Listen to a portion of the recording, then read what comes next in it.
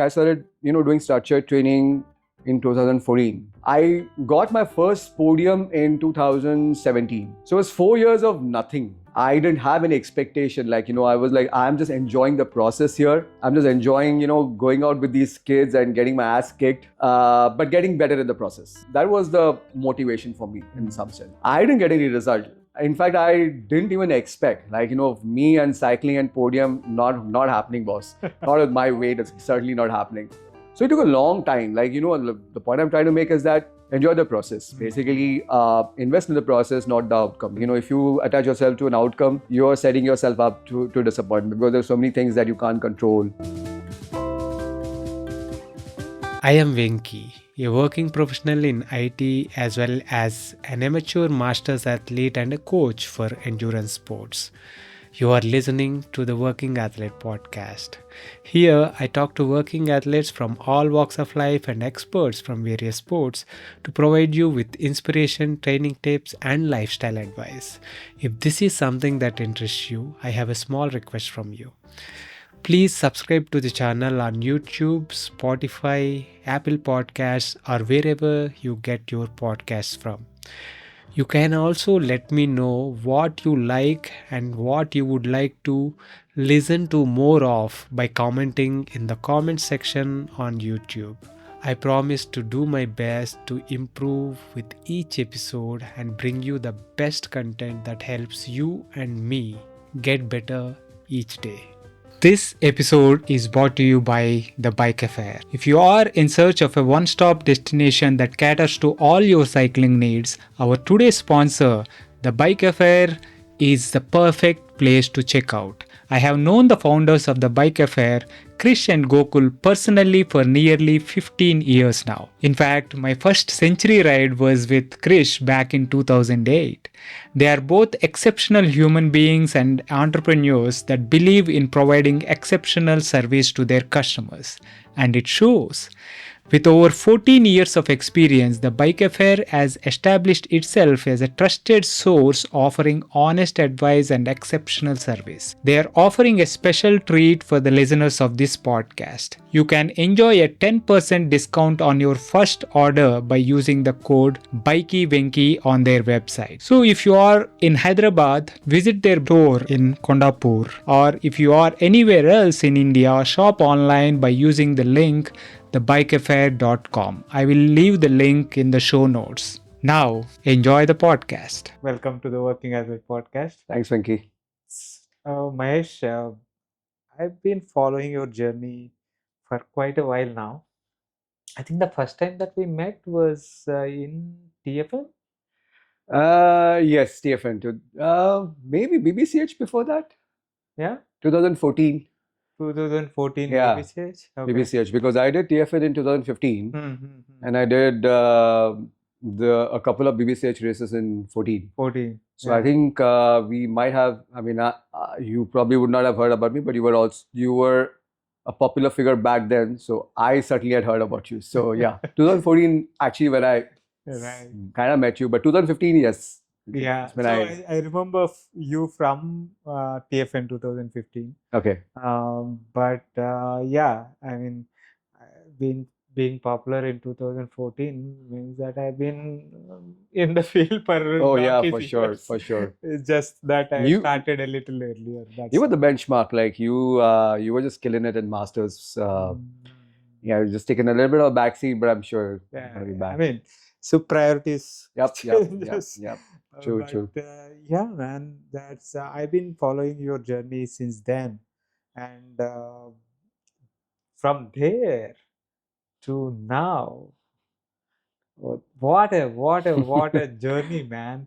10 Yeah, years, 10 years. 10 years of consistent work, Yeah. and now you have become a beast of a rider. I don't know about beast, but yeah, Yeah, I mean, not too bad. yeah, not too bad. To put it mildly, you've been. I think you know it's it's a testament to the kind of results one can see with a long stretch of consistent hard work is what I make of it.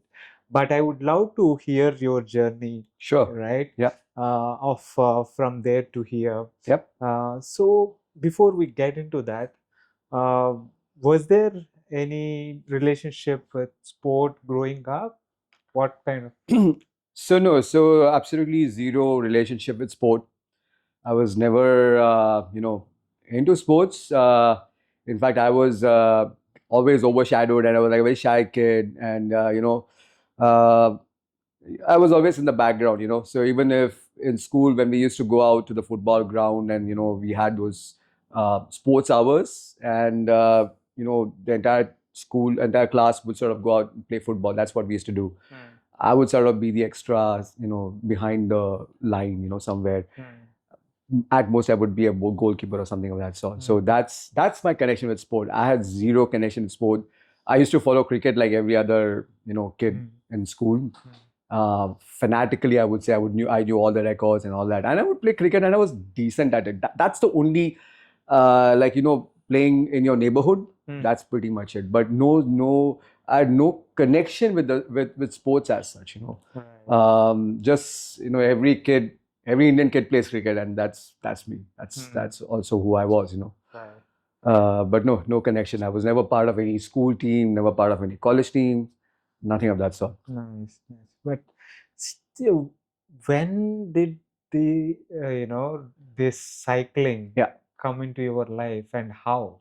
Yeah, interesting. So I always had a sort of inclination towards fitness. Like I wanted to be fit, of course, aesthetically as well, like have a nice body. Right. And with that intention, I joined a gym, and I started sort of getting into bodybuilding a little bit. When was this? This was in college days, like my engineering days actually. And I did it quite diligently. Like that's one characteristic about me. Like if I get into something, then I try to sort of go 100% or completely apply myself. So that was the case with bodybuilding, and I did it for consistently for a number of years. Started in engineering 2000, late 90s, early 2000, and it kind of went on. But I was very consistent at it. I'd kind of built up a nice bulky upper body, which is the last thing you want as a cyclist. So I was standing on a real back foot when I started cycling. We'll come to that. Right. But so I had an inclination for fitness, and I think it was 2008 when I thought I needed to lose weight. Okay, so I had a paunch.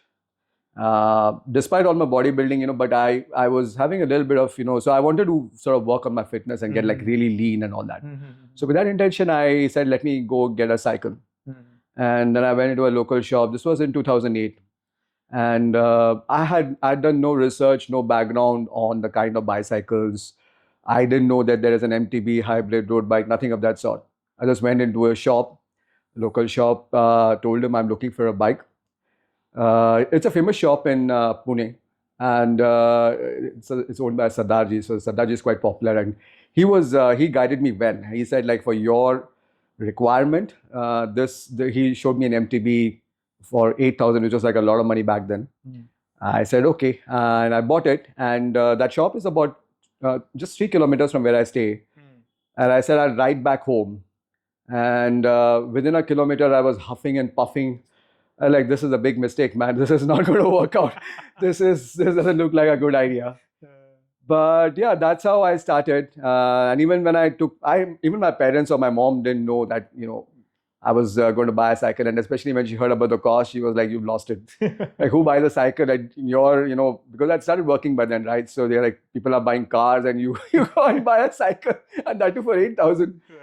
But that's how it started. So then, I would head out on the weekends, just go, like the bike had a mind of its own, just, go out. And gradually it started getting to 30 kilometers, 20 kilometers, 30 kilometers. But I was still a big guy, like, like the smallest of climbs. And I was like, I would shudder to go down. I was like, if I see something going down, I knew that I had to climb back. What was your weight around that time? 83, 84 for sure. So like 84. Yeah. But you were it's mostly muscle, I would think. Yeah, muscle, like a with lot the of bodybuilding. absolutely. So a lot of and muscle is more weight, they say, because you're. Right. So I would really like and Pune being a very hilly sort of, we're surrounded by hills, so that since we're lucky. But wherever you head out, like 10 kilometers, any direction you head out, you will hit a hill. The terrain is hilly, like it's a lot of up and down. But so whenever I would see something go down, I would be like, do I really want to go down, because I'm going to have to climb it up? So I was like very Right. limited. But then gradually you muster the courage, like let's go, let's see what happens. But yeah, it was a struggle. Like it was like coming back. So climbing back up, if I went down, was a struggle. But I fell in love with the sport. I fell in love with it. But then I also got into running at some point. There's this group called Pune Running. It's a voluntary group. Right. And the idea behind, at least the idea back then, or the way it started, was to kind of promote the concept of healthy living and running as a means to get to that. So I got involved with that, and I was also I did a few half marathons. I even did the Stanchart Mumbai Marathon. It was the Stanchart Mumbai Marathon back then. I did a couple of those. 2 years I did. So I got into running. So I took a little bit of a break from cycling. I was doing cycling on and off, but very limited. So I was like completely into running at that point in time. It was in 2013 where Nachiket Joshi, who had a cycling store called Lifecycle. Lifecycle, yeah. And he was a pretty good, darn good cyclist himself. And he already had a team which was doing these local events called Enduro, which is like an endurance event. It had multiple disciplines, like, you had to do hike and bike. So they already had a team which focused mainly on these kind of events, like these endurance events, which are multidisciplinary. And they would organize a hill climb race. They would do 2 races back then in a year. One was Siagar, which is like a brute of a climb, it's like really steep climb. And the other is Lavasa. So that I got, I sort of participated in that. Of course, I sucked because it's a hill again. But yeah, I mean, there I came in contact with other, cyclist friends, and, then sort of networks started to happen. And, then I met people like, Siddharth, Apur, and that's how, got into the competitive sort of side of it. But I think the real trigger was Michael. When Michael Lenig. Yeah, Michael Lenig. Yeah, amazing guy. So when Michael had just moved to Pune, to India rather, and I think one of our friends, Nakul, bumped into him, and he invited him over for a weekend ride. I think by that time I had already bought a road bike. So we went, and it was Michael's first sort of, interaction with our group, the cyclists in Pune. And slowly things started to sort of come together, and people who had a real passion for cycling kind of gravitated towards Michael. And we started training. We started training under him. And then we said, and this was, and we had good support from Nachiket also at that point in time, who had always wanted to have a road team, Right. So he said, wonderful. Like He used to bring quite a few people to BBCh. Yeah, absolutely. So it was really a coming together of multiple things, like Michael moving to Pune, these local races happening, fantastic support from Nachiket, who was really gung-ho on that idea of having an Indian road team, like at least a Pune-based road team. Right. We said, BBCh, come on, let's go do it. So 2014, that's when we were a team of 8 back then. And we said, let's go do the BBCh races. But we had really started training hard by that. And Michael's sessions were brutal. Yeah. They were brutal. And, that really set up the platform, so to speak, right? Being disciplined, sort of getting into the mental aspect of it, right?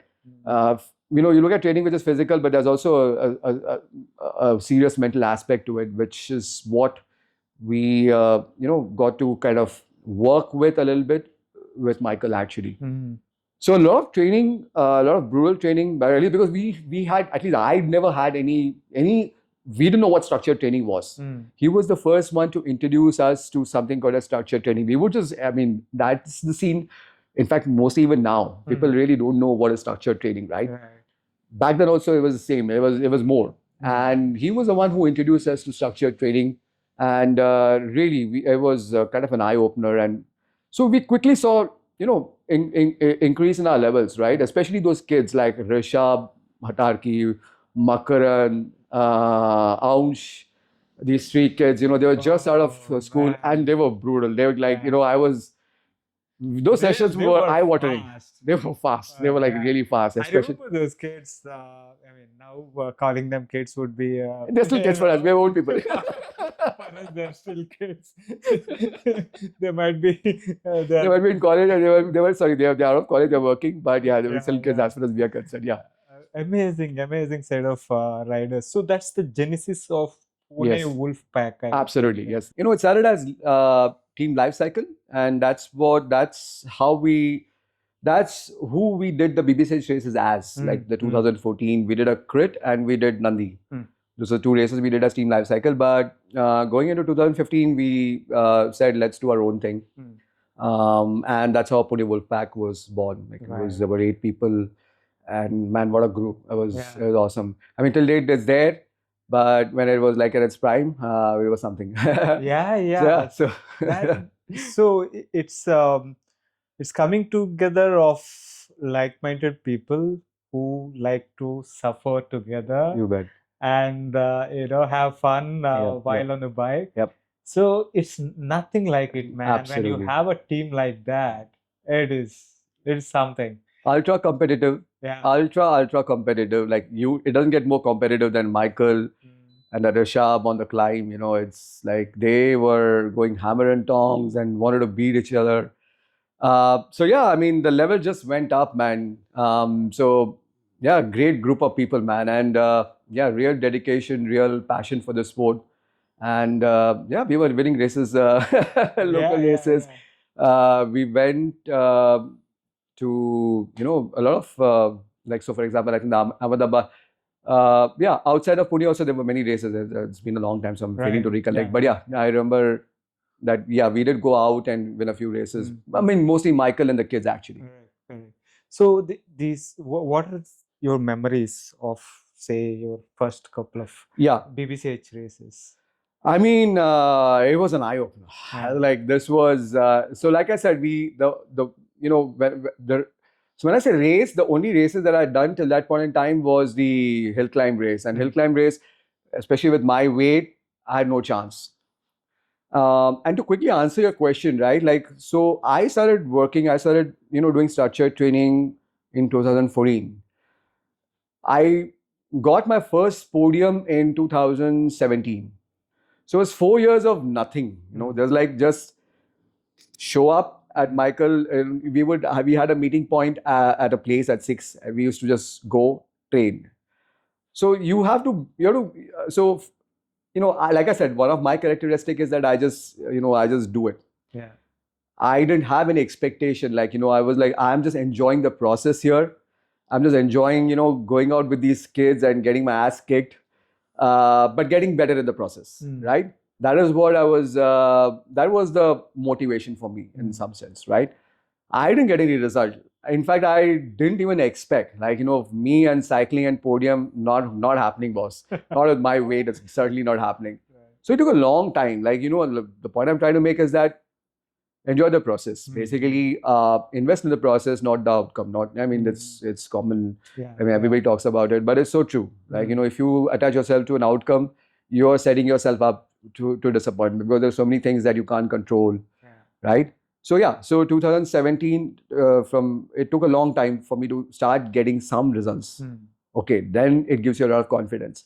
But to answer back to your question about BBCh races, I think the first race we did as a group, like I said, was in the Criterium. It used to be at that Bharatiya Southern, that was the first time. We did a couple of Oh man, that was such an epic adventure for us. We booked 2 cars and we were about 15, 16 people. One of it was my cars.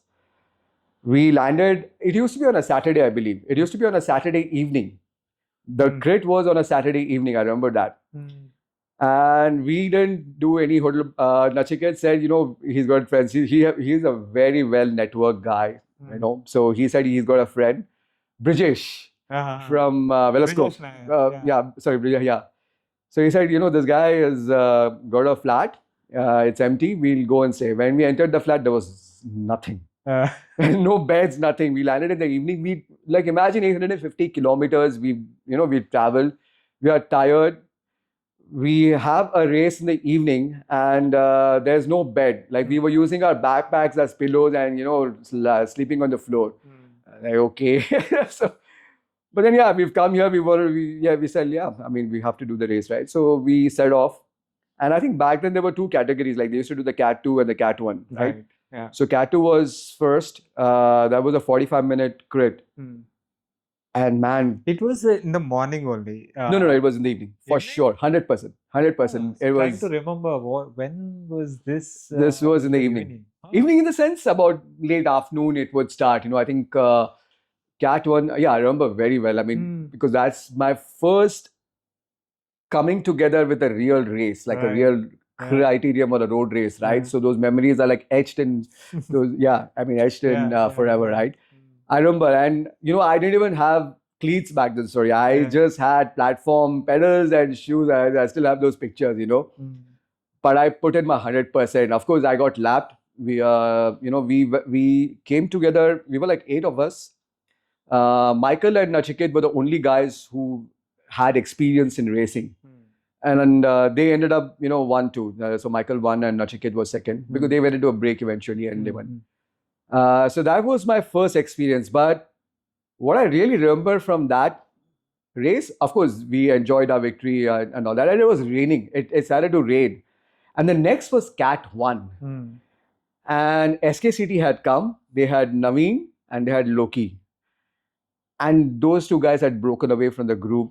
And the way they were riding, the way they were cornering, the course was like a boomerang. Correct. It's like a boomerang, right? Yeah. And you had that circle. And the roads were wet, slippery. The speed that, because it had already started spitting it was windy on one side, rainy, and you really didn't have the confidence. You would come down to almost single-digit speed and then try to navigate that, turn. Yeah. These guys were taking the turn at 30, 40. I was like, man, this is something. And the way they were riding was just, it was something to watch and, gain. And, I've always had that, I want to get to that level. And the only reason that they didn't lap the field was because they had the third rider, SKCD. I don't know who it was. I think it was Vishwesh, maybe. I don't know who. Someone was there. So that's the only reason they kept the gap constant. It was like a 2-kilometer loop, I think, right? And if you lap, then the lap riders have to come out. That's the only reason that they didn't lap. But yeah, they were going hammer and tongs. And, that was that I thought was real racing, man. But yeah, that was my first experience. And then we came back again for Nandi. And Nandi again, it was Cat 1, Cat 2. Nandi was, so you had, out and back course and then you, head towards Nandi, right? So the first 40 kilometers, and it was there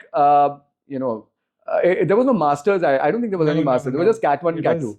Yeah, it was Cat 1, Cat 2 for a few years. And then we did elite, amateur and masters. Yeah. It all started, with time. Correct. Yeah. At the time, we were all trying to figure it out, right? Absolutely. What would work, Cat 1, Cat 2, kind of, that was the experimental phase at that time. Yeah.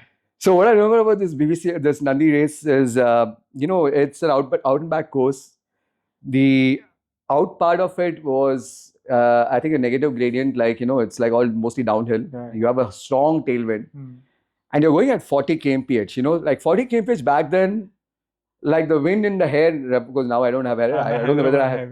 It was such an exhilarating experience being in a peloton, just rubbing your arms with and acting like you've already done this, done it, right?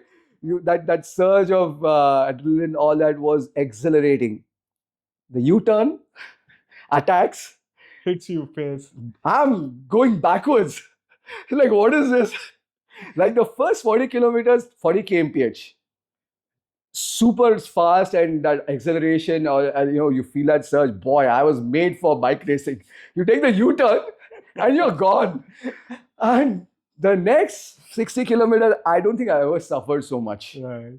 Alone in the headwind and the climb, and then you have to climb Nandi. Oh my God, that was Because those, on the way back, like you said, they were like slow, gradual climbs. three of them, I think. Three of Three of them. And like you would, and if you combine those climbs with headwind, deadly combination. Deadly combination. It's like you will be going backwards, like you said. So the highs and lows, right? That's what cycling is all about. Like one moment you're at the top of the world, you think you can, you feel like a Superman with tailwind in your back. And then you want to go, like you turn around and you want to sort of go to the corner with a tail between the legs and just sleep.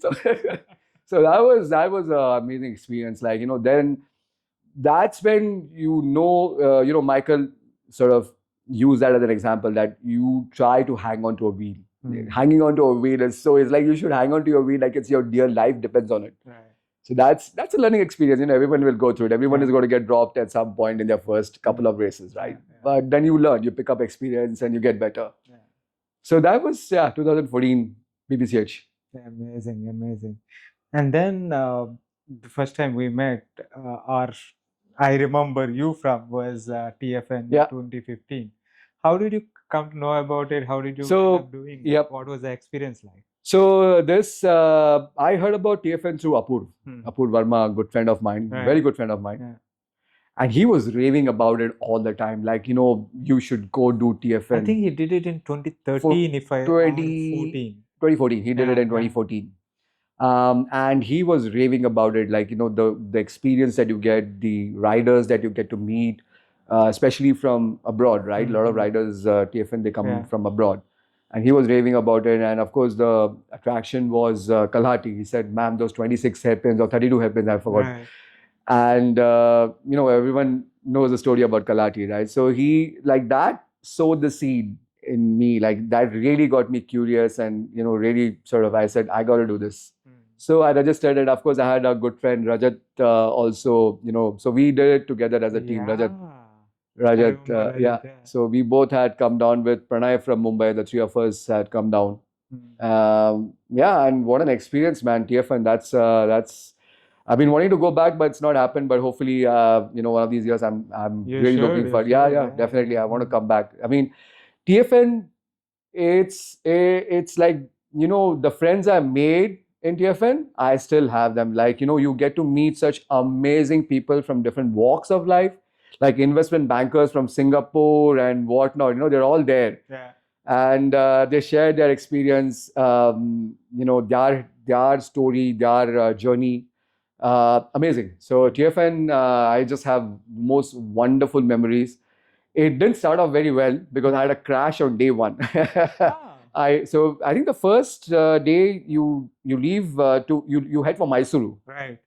Yeah, we used to start from Bangalore at that time. Yes, Bangalore to Mysuru was the day one. Yeah. Absolutely. So I had one of those local transport buses. I was carrying a little bit of speed. I was overtaking another rider. This bus came in and it kind of cut. So the back side of the bus, like the side, it kind of hit me.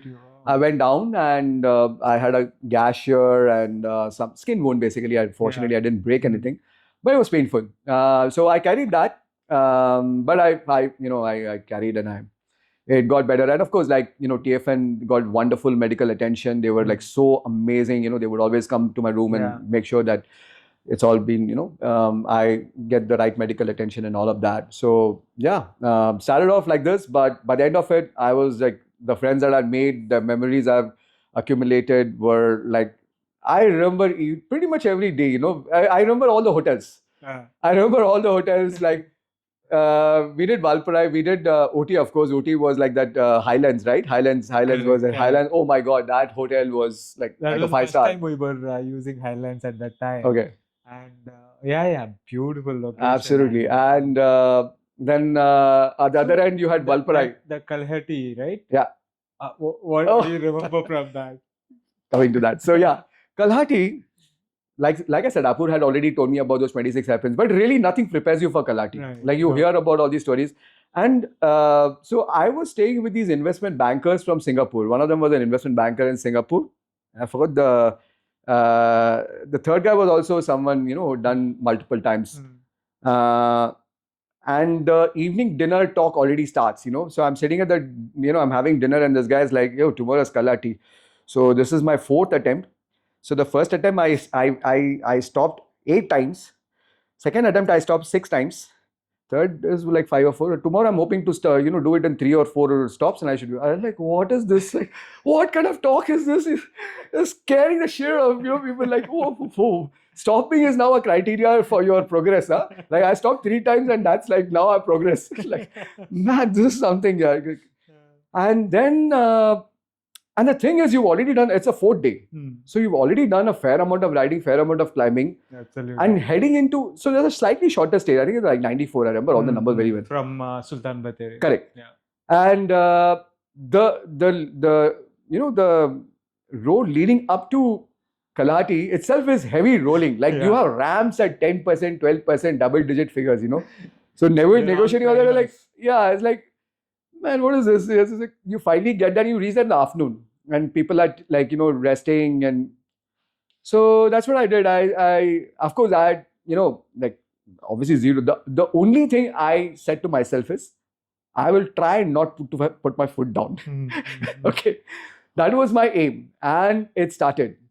And I remember that I changed my crank, you know, because I'd already heard about, you know, that it's so steep that you would because I had a compact. Gearing.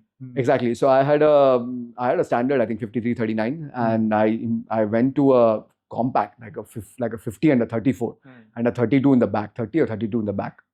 So with that, I set off slow, and you know, a couple of riders passed me. I was like it hits you in the face. Like there is no respite. The only respite you get is at the extreme end of the hairpin, where you can, you know, you can hang, even like, you know, take a little bit of a breather. But that apart, it is relentless. Right. The 6 kilometers you're going, like the first 6 kilometers, you're like huffing and puffing. And then you take a left, and then you see this ramp.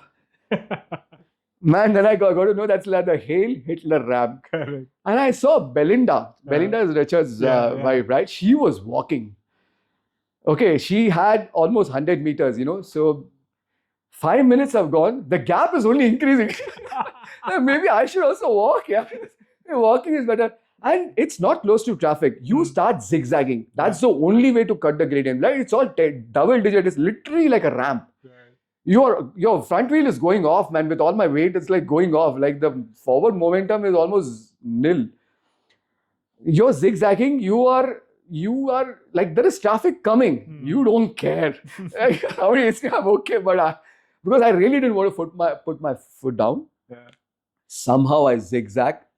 Somehow I reached the top, and I screamed like crazy. That, you know, that like I screamed like I won the world championship or something. All I did was go up Kalahatty without putting my foot down. And till date, I consider that as one of my bigger achievements. Like, you know, back then with 82 kilos or whatever. Absolutely, man. Because that is, you know, that's the first time you have done Kalahatty. Yep. And the first time I did Kalahatty, I suffered like a dog and cramped and like stopped for like 3 times or whatever and barely made it at the end. So, of course, that's a big achievement to kind And there's a photo of, I think maybe Sendil, I don't know who took that, an amazing photo. Like you've been to war. Right. Like that's the look on your face. You know, you've been to war and you've come out alive or something. That is exactly the expression on my face. And that's such an amazing photo. I know, one of my treasured photos. So yeah. Kalahatty was, I've been wanting to go back, but I think now it's kind of off limit from whatever I hear. But yeah, what a climb, man. It's like, even the Europeans, when they would come down, it's like, what is this? They've seen nothing like this in Europe. Like none of the, you know, passes that they have is anywhere close to this. I think when some of the Spanish, you know, backcountry roads would, come close, but Probably, this is horse category world class climb that we were fortunate enough to do a few times. Yep. But yeah, man, TFN. I mean, like met so many friends. Anand, so many Richard, Russell. Yeah, They're amazing guys. Richard, Belinda, and Russell, these three, and Vinayak. Vinayak. Four of them came in 2015. That was their first time there as well, and that was a great. Pretty amazing. Like, I mean, it was the organization. They make you feel so, like they literally they take care of you so well. Like that's the amazing. Like, and the camaraderie, it was amazing. Like that experience is a very cherished experience. I hope to go back. You should come. Yeah, hopefully. I really want to. Anand has been after me every year. He pings me, hey, come on, Iyer, like it's time to register. Like, yaar, I'll think about it. I need to sort of look at my calendar and all that. But yeah, I really, really want to come. Hopefully, I'll be there. Sure. Nice. And you said you started training, structure training. In 2014, 15, and you got your first podium in 2017. 17, yes. So, Ersel, like you said, you were enjoying the process, and did you ever find yourself thinking, am I made for it? Is it like really worth it? Yeah. No, I think what really helped us because we were doing it as a team, right? So you had that support, like we were there for each other. Like being the old guy in the team, they kind of, they obviously they had that. It was just like a family for us. Like it's a family away from family. Like that is exactly how we were. Like how Michael had kind of brought us up in that sense, right? So we had fantastic support. It's so important the ecosystem that you have, right? That plays such a critical role. Because when you don't see results, you're only human, right? You will question. But I was enjoying going out every day, training with these folks, and whatever little incremental progress is there, it's there. It's not zero, right? So you look at that. Okay, the results are not there, but doesn't matter. I really didn't have any expectations because I was coming from so far below, right? So podium and all is like out of the question. But I was just enjoying being part of the journey, being that old guy, 35, 34 back then, just being in the company of these amazing talent, like a Rishabh. Oh man, that guy was so talented. Like Makaran with his sprinting capabilities, Aunsh in general, such a fantastic rider. Apur, Michael, of course, like the king of all. You could do anything, literally anything. Just being around these phenomenal people, like that really helped the journey. That really made sure that I added, and then it kind of became a habit, right? Like then I'm a firm believer of habit, right? Like if you make we are creatures of habit, good or bad, you decide. So you better do kind of get habituated to something good, right? So this was so just having the right ecosystem. Amazing people to support you and enjoying the process. Those were the sort of key things to kind of keep me at it. And of course, I remember when I first got that podium, it was like a high. Like that high, I cannot forget. Like, wow, this was amazing. So this was the champion sportive race that they were doing it in every city, I think. In Indian terrain or someone were Indian terrain. It was Indian terrain. So the idea back then was they would do they would do a sportive race in major cities. Every major city, and they were doing a finale. In Delhi. From winners of all those. Correct. So it was me, Rishabh, and Sudarshan. So we three got into a break and somehow managed to stay away. And finish. So back then we had already started doing those pace lines and group rides in the evening. So we were kind of used to speed, and it was once we established that break, we got away. Well, a little climb. There were two guys who were still with us, and we just sort of amped it on that little climb, and then it was just the three of us, and it was like a regular sort of rotating pace line, single file, and to stay together in the last kilometer.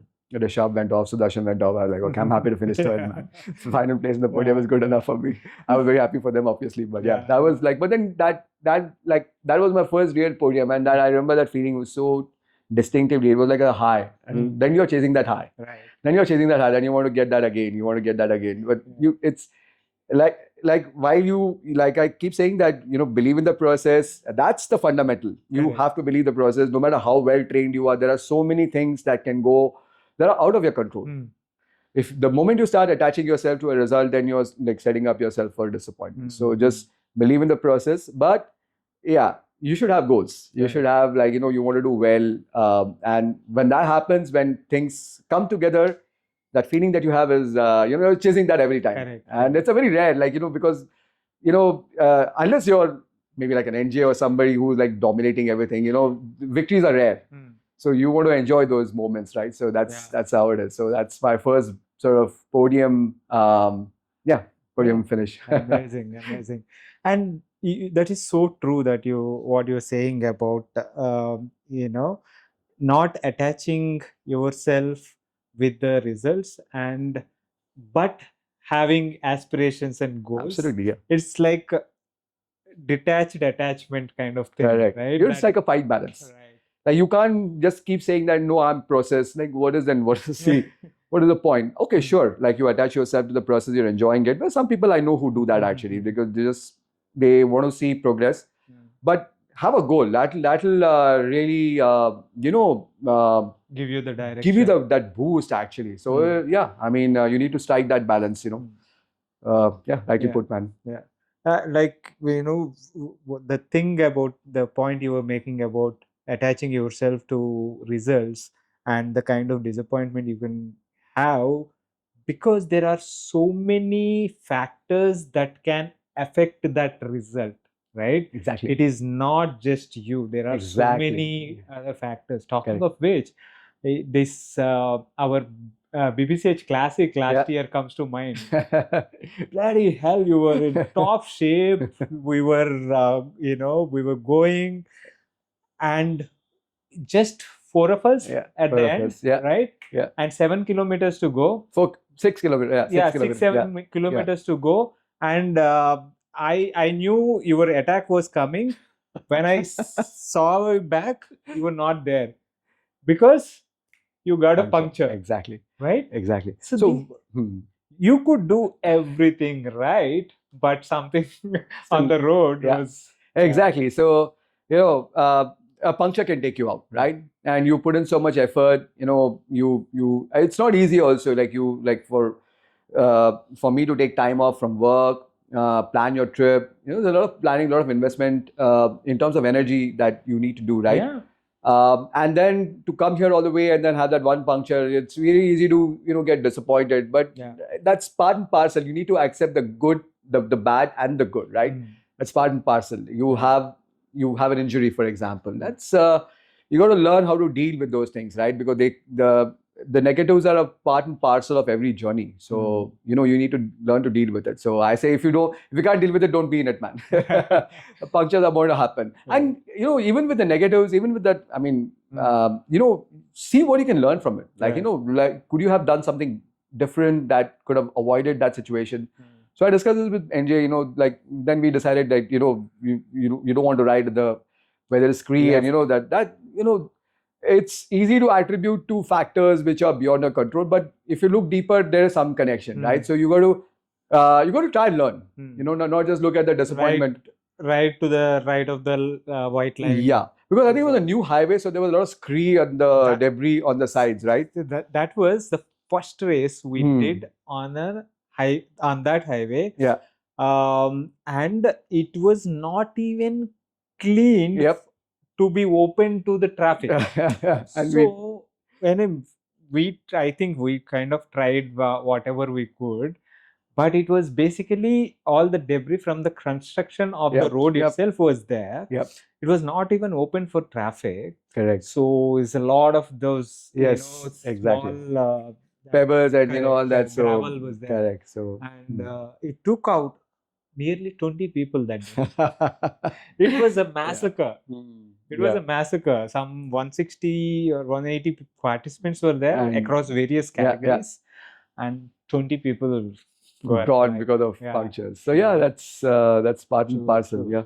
Yeah, you got to learn. So, Hmm. but is there any in this journey, right? Is there any particular year or a breakaway year you would think, or is it like a consistent? Yeah. So. Um I would say 2019, when I started under NJ. I started under NJ, and I think I'd come for one of the BBCh races. I think it was the 100-kilometer race. I think by then you had the Masters category. Right. And I'd always looked up to you guys, like you, Arvind. For me, you were like the benchmark. Like, I remember in 2016 when I'd come, you guys were in such top shape.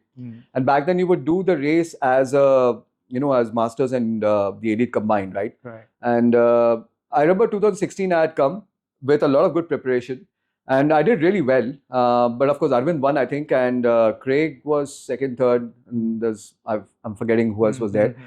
But you guys were the benchmark. And when I came in 2019, I was able to win in Masters. And that gave me a lot of confidence. Okay, so, it's possible. And I had just started my journey with NJ, NJ, I mean, amazing guy. There's like enough said about it. I'm not going to go about it.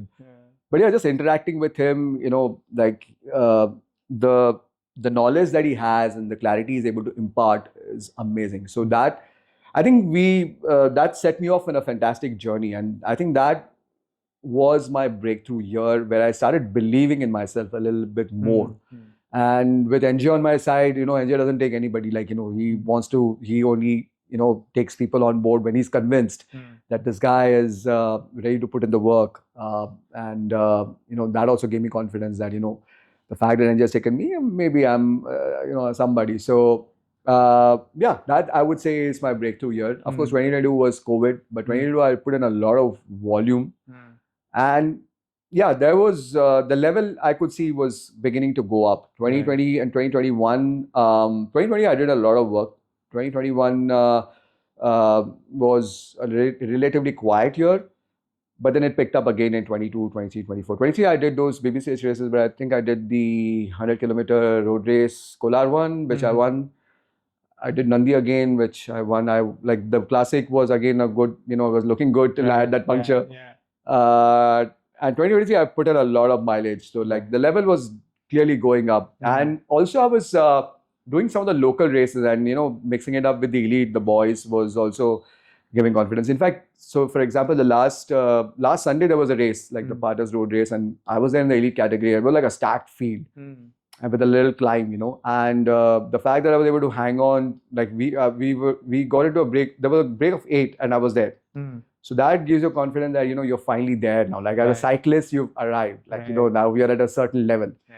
Of course, you don't let that go to your head because then you'll be brought down to earth very very soon. But that you take that in a confirmation. You take it as a positive and use that to push yourself forward. Like you use that confidence to push yourself forward. So that's how. So 2019-20 was my breakthrough year, I would say. But like you can imagine, like 2014 when it started, like 6 years of consistent work, like, structured training. Like I don't like to miss a workout. And it's a habit. Like, there are sessions when, they're so hard, like you get up, like you are wondering how you're going to pull it off. Then you get up and it's like, this is not happening today. But then you put one foot in front of the other, you get up from the bed, and invariably, on days when I don't feel like doing it, I end up having my best workout. That's how it works, And some days, in fact, I sometimes get so excited about workouts that even after a hard, work day, I'm not able to sleep because I'm looking forward to that workout. Like sometimes I struggle to sleep because of that, and then I mess it up. so it's like that's how it is. But it's like I said, I mean, we are all creatures of habit. So for me, training has become like a habit, right? You just get up, you don't think. So I look at it like there's no hard, there's no easy. They're just doing. There's a hard interval session, VO2 max or whatever. No, there is only numbers to be hit or whatever. If you're not feeling well, if you're not feeling like so the stories you tell yourself, right? What you put in your head, like how do you convince yourself to go ahead? That's the beauty of it. Like you can, like for me, I say no. if there are 5 intervals, okay, I'll do 4 minimum. If I'm feeling good, I'll do the 5th one. And even the 4th one, no, I'll start at the lowest end of the range and I'll slowly build into it.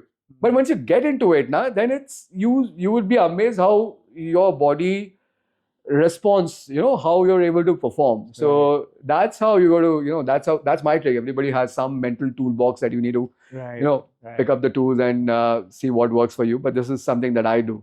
Just get up, just go out. Get out of the house first thing, and then things will work out. Things work out. Usually, invariably, I'm having a hard time recollecting where I went out of the house and I regretted that I didn't have a good session. Like 99.99% you will have a good session. The thing is you have to get out. Once you cleat in and put your ass on the saddle, right? And once you take those first few kilometers, first few pedal strokes, then everything will be all right. It's getting out. If you are not able to get yourself out of the house, exactly, or if you are not able to get yourself on the trainer and get started, that's where the most resistance is. Exactly, right? exactly. Once you get going, motion will fall. Motion is what they say, don't wait for motivation. You got to move. You got to start moving around. Like movement is what then gets the blood flowing, and the rest follows. So don't wait. Mood follows action. Exactly. Right? You act on it, then the mood will come. Absolutely. Right. Yeah. And make it a habit. You don't allow your feelings to control your action, right? Like it's now second nature. You just get up and go about, you brush your teeth the same way you sort of go out and train. So it's like, don't let your emotions dictate whether you're going to train or not. Like you may be feeling bad, you maybe have had a bad day at work or whatever, and then next day that's still in your head, and you just go out and train. Right. Very important. Yeah. So now I'm going to ask you for some secrets. None, man. No, nothing. So I was just curious about the kind of volume that you tend to do, or how is a typical training session is like? So it really depends on the goal. Like what race we are targeting. Like me and NJ work together. So typically I would say your endurance rides be on the weekend. Like you would do the bulk of the riding. So I would usually my current volume is about 13-14 hours a week.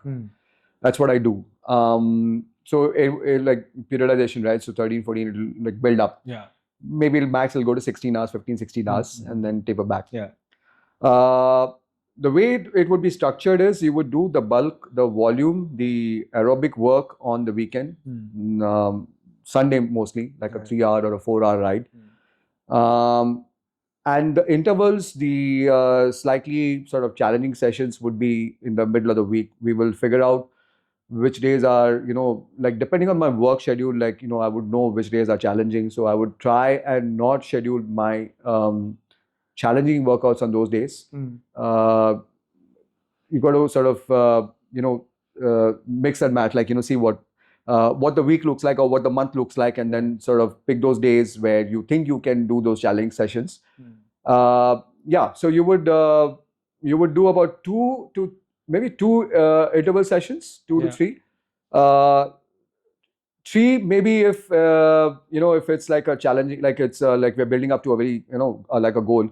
But otherwise 2 sessions is what we would do, and it would be maybe SST work, tempo work, or threshold, all of that. Like you've got to kind of hit all the different zones, right? So the interval sessions, the challenging interval sessions would be in the middle of the week, Tuesday, Wednesday, Thursday, one of those days. Friday and Monday would usually be a recovery week, and we would do core work, strength work, and strength work as we age, as we know, we all know it's very important. And trust me, like doing core work makes you a different rider on the bike. You feel so strong, like you do the core work, your upper body is so still, and you're able to sort of pedal efficiently, put out power efficiently, all of that, right? So core work is so important. Strength work is also important. You feel like a different rider on the bike. So those are 2 important. I would always make sure that I'm getting my core work in. Mondays and Fridays are usually where we do the core work. your interval sessions would be sort of checkered in the week. And usually they'd be like 2 hours, 2 to 3 hour kind of rides, and the bulk of the volume work, the aerobic work would be on the weekend. So that's usually how it is Do structured. you do much of a indoor or No, mostly outdoors? so again, this goes back to tour of friendship when we did the Thailand race. 2017, yeah. So I did it in 2017 with you guys, like when Yeah. we had a big Indian contingent of Correct, 22 correct. people, Yeah, right? yeah, That yeah. was again a fantastic year. Like Yeah. what an experience, man. Right. And we went back in 2000. Me and Rajat went back in 2018. Ah. And it was a completely different course. No, sorry. It was the same course. So you still had the Queen stage. You remember that Queen stage, which had, I mean, it was. What climbs, man. In that So, heat and humidity. yeah. So that year, my volume, my training was almost 90% indoors. So I was working with Michael, at that time, and Michael wanted me to kind of do it indoors because it's controlled. Right. It's like a controlled environment. We can control, we can hit the numbers we want and all that. But when I went for the race on the mountain stage, my back literally seized. It was like, because when you're on the trainer, right, you don't engage all the muscle groups, right? Especially the lower back and all that, the glutes, you don't engage them. It's a very kind of unilateral, very one-dimensional sort of approach. Yeah. So that's when I said, I'm going to try and do most of my training outdoors, and I like to generally go out. For me, it doesn't matter whether I do outdoors or indoors, as long as I have a target goal for the session. Indoors was outdoors is fine. Yeah. I prefer doing it outdoors because then I'm able to hit better numbers. It becomes slightly easier. Yeah. But of course, the challenges are there getting out and all that. But of course, monsoons, you really don't have an option. You have to do it indoors. So that's, I prefer going out. Like, I would say 80, except for those 3-4 months of our monsoon, pretty much most of my workout is outdoors. I would, my recovery rides would be indoors because I get to sleep a little bit more on those days. So my recovery rides, like 45-minute, 1 hour recovery ride, would be on a indoors basically. Nice. That's how it is. So, with 13 to 14 hours and going to 16 hours is quite a good chunk of volume in the year, right? What are the learnings that you had over the years when it comes to nutrition? And how do you? Right. Yeah. So that's a battle. That's a game that I'm still trying to fight, and I'm trying. I've been talking to NJ, and he's helping me out. Like, you have these apps now that help you track, what you're eating and all that. But of course, the awareness, the information has increased. You know how much, kilocalorie consumption, depending upon the session, how much to eat. All that is there. It really becomes challenging for a guy like me, for all of us who are like actually professionals, working professionals. We have challenges. We have, work-related stress, right? And then the stress buster is like, I want to go eat something, right? But you have that awareness that I'm also doing a sport. I cannot go off the rail completely. Once in a while is okay. So it's a dance, like Anjay says. Like, it's a dance. Like, you take 2 steps forward, 1 step back. But as long as you are moving in the right direction, like you're still moving forward, right? You are not overindulging. Because you'll pay for it. Because you love this thing so much. You are so invested in this sport. You're so invested in this passion of yours that that if you sort of, if you go off the rail and, you start overindulging and you start partying and, all of that, you'll pay for it. So that's what holds me in check. But it's to be able to do it almost scientifically, like in terms of, I want to get more lean. I need to explore that a little more. I have not done that. But it's challenging because of, it's challenging as it is to get my sessions in because of the work. Sometimes you have to work late and all that. But like I said, it's a habit. So no matter how late it gets, I'm up by 4:45. But yeah, that's one of the things I want to do, like take that same discipline that I have towards training and apply that at least 60-70% to nutrition, to sleep, to recovery, all of that. So that's what you need to do. Like, you've proven it that you can do it. You have that trait, you have that characteristic. You just need to apply it to different walks of your life, to your work, to sleep, to recovery, to nutrition, all of that. Yeah, So yeah, yeah, it's just making for that sure. switch. And talking of like now, Pro Peloton is talking of 120 and grams of carbs and more, even more per hour kind of thing, right? What is your typical? So I tend to consume like it's too late. Like you need to make sure that you're always topped up. Mm, Make sure that you're hydrating well in advance. mm, Okay, my thumb rule is every 5 minutes have a sip. Literally every 5 to 6 minutes, mm, I'm going to have a sip, and every 10-15 minutes have some solid food. Because if you don't do this towards the second half, the latter half of your session of your race, it's too late to recover from that damage. So you got to make. So for example, some of those events like the Kalahatty Classic, it's a day-long Grand Fondo kind of an event where the kilojoule expenditure is through the roof. And the secret where I've done reasonably well in my category is, I eat like it's a buffet. Like you got to keep eating. That's the secret to a Kalahatty Classic. For shorter races, it's again the same. Make sure that you're having like a full breakfast, like you are the night before. Also, you're doing a little bit of carb loading. But yeah, have a like a sumptuous. At least that's what works for me. Have a sumptuous breakfast, and make sure that you're eating solid foods in the first hour. I would say like a 3-hour, 100-kilometer BBCh race. The first hour is so critical to make sure that you're getting the calories in. And hydration, of course, because it's too late. The last 1 hour you can actually get away without drinking much. It will only come afterwards. But if you're starting cramping a little bit, in fact, I was having a very interesting conversation with Sudarshan that cramping has very little to do with electrolytes. Apparently, that's what is the new Fatigue study. Yeah, is, it's just that you're not conditioned. You're exerting your muscle at a level that they're not used to. correct. So that is the only reason why. Muscular Yeah. fatigue, yeah. So yeah, that's a function of your conditioning rather than lack of electrolytes. Yeah.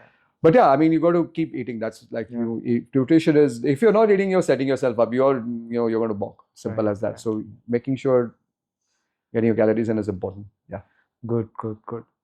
And man, there is so much to talk about, and There is. So, and here we are in Goa. Finally, we were planning to do this when you are in Bangalore for BBCh and all that.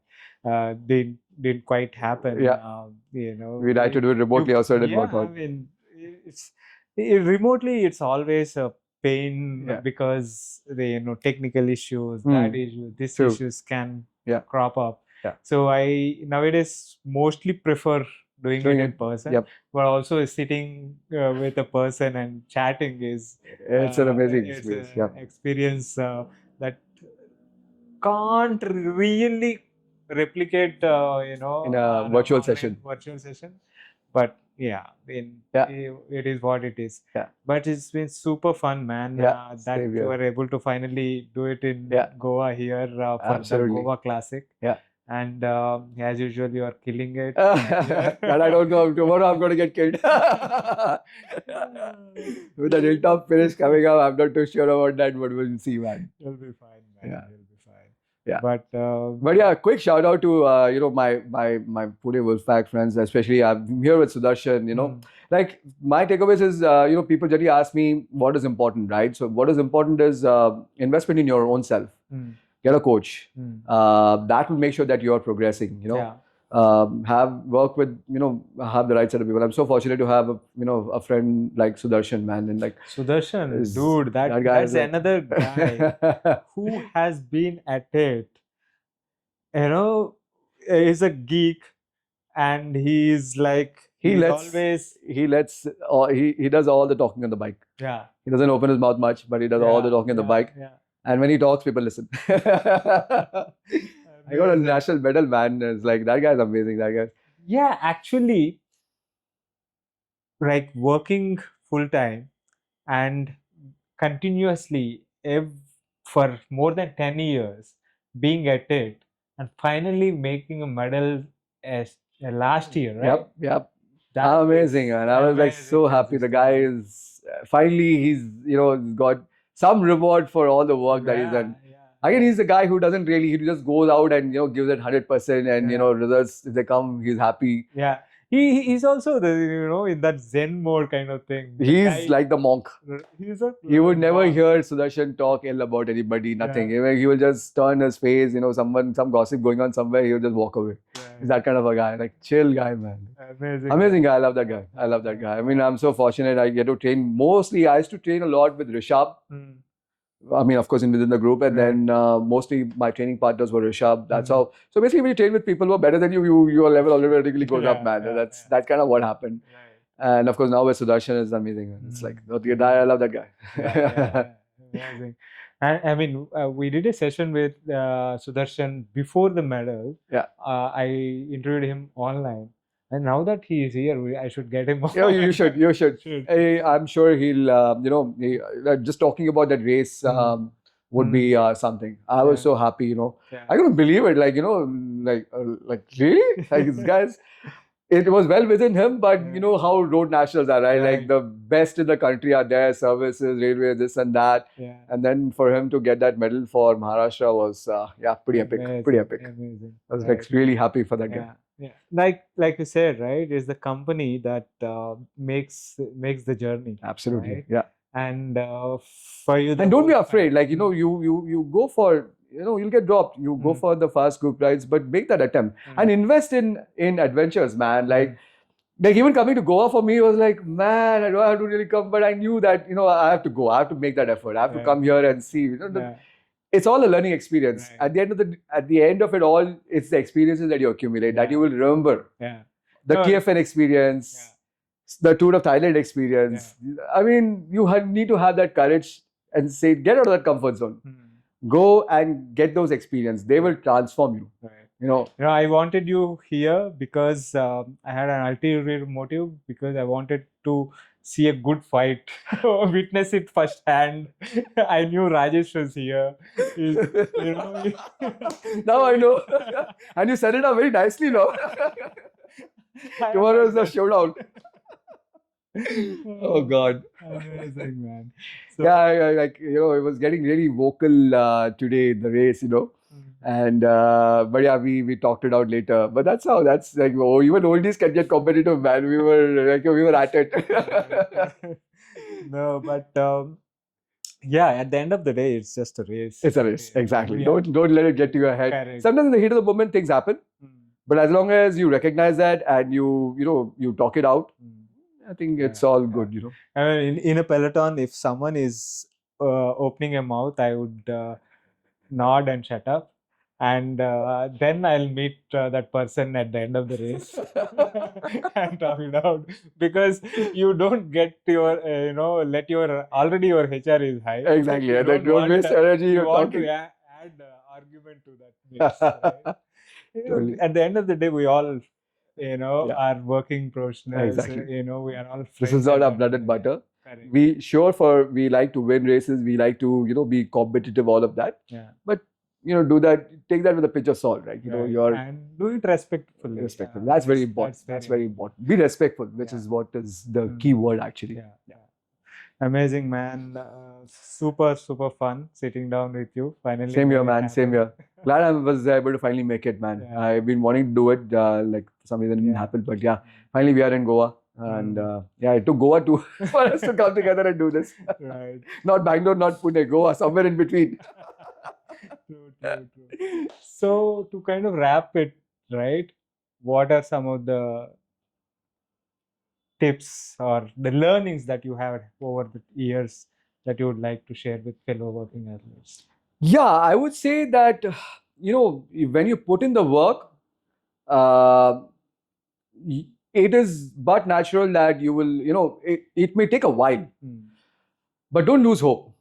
Don't lose hope just because you're not getting results in the first, maybe even a year or a couple of years, right? Because like my case, I started from so far below. And actually, that's one of my motivation, that if I stop, I can go back to that same level, which I don't want. So that again is a big motivation for me. But the takeaway for me is, start the journey and enjoy the journey. It's at the end of it, it's a journey. We're all on a journey here, right? So keep at it. Some signs will be there, like, some result somewhere to give you that boost. And it's going to come. If you put in the work, it's a matter of time. Maybe I'm an example, took me, like I said, 4-5 years of consistent work, and finally I got to see some results. So don't lose, don't stop because you're not seeing any tangible results. You can, if you're really looking for it, you can see progress. Like, which is what I felt, which is what I saw. Like, I could see incremental progress. Like, I was getting dropped at minute 1. Now I'm getting dropped at minute 2. Like, that is progress, right? Like, let that, use that to kind of push you forward. That incremental progress that you see in your day-to-day sessions, or a week on week, if not day-to-day, right? Not wait for the result to kind of push you forward. Look at those incremental signs that you are progressing, and use that to propel yourself forward. That, I think, would be the key takeaway. And of course, invest in yourself. Like, a lot of people talk about bikes, this and that, which is all fine. Equipment does make a difference. It's not that it doesn't make a difference. But that's the last thing.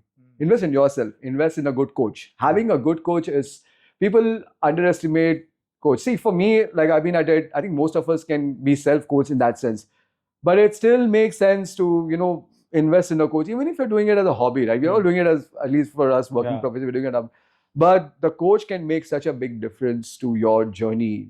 The experience that he has, the knowledge he's able to impart, it will just make your experience more enjoyable. Like, really, you will love the progress that you see by working with a professional, I would say. Like a coach is a professional, right? So I would say invest in the coach, investing in the right things, like not equipment, not this fancy wheel, this and that. If you want to splurge, you have the bucks, you can do it.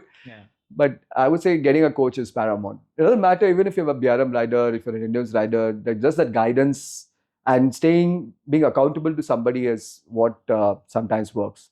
So those are the 2 lessons. And surrounding yourself with the right group of people, that is also very important. Don't be afraid to ride with someone I would say, look for people who are stronger than you and ride with them. That's how your level will go up. For sure.